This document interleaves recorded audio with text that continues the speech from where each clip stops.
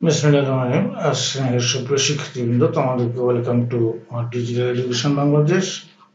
আজ আমরা শিখব কর্মমুখী প্রকৌশল শিক্ষা 2 সপ্তম শ্রেণী ভকেশনাল রচনামূলক প্রশ্নের উত্তর। পৃষ্ঠা নম্বর হলো 65।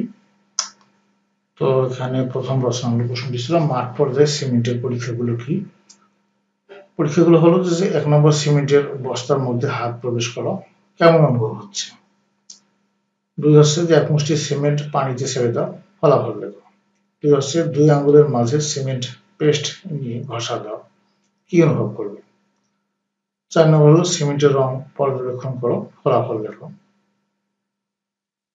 5 হলো শুকনো সিমেন্ট 2 আঙ্গুলের মাঝে নিয়ে ঘষা দাও এবং ফলাফল লেখো। 6 হলো সিমেন্টের গন্ধ অনুভব করো এবং ফলাফল লেখো।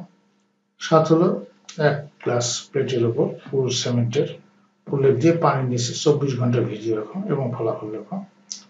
উপরের পর্যবেক্ষণের ফলাফলগুলি নিচের ছকে লিপিবদ্ধ করে ভালো সিমেন্টের গুণমানের সাথে মিলিয়ে দেখো। তো এখানে এই গুণাগুণ উপরের যে পর্যবেক্ষণের ফলাফলগুলো নিচের ছকে লিপিবদ্ধ করে আমরা ভালো সিমেন্টের গুণাগুণের সাথে মিলিয়ে দেখি।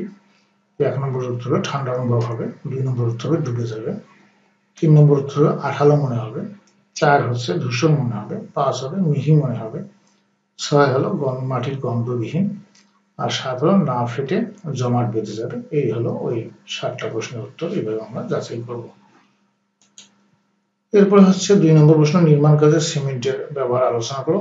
উত্তর আছে সিমেন্ট প্রধানত কংক্রিটের বাইন্ডার হিসেবে ব্যবহৃত হয়, যা আবাসন, রাস্তা, স্কুল, হাসপাতাল, বাঁধ এবং বন্দর সহ সমস্ত ধরনের নির্মাণের জন্য একটি মৌলিক উপাদান। সেই সাথে অলংকারিক অ্যাপ্লিকেশনগুলির জন্য যেমন বাগান, মেঝে, সিঁড়ি, ড্রাইভওয়ে, পুল, ডেক এবং টেবিল, ভাস্কর্য এবং বুককেসের মতো আইটেম তৈরির কাজে সিমেন্ট ব্যবহার করা হয়। এই ছিল 2টি রচনামূলক প্রশ্নের উত্তর।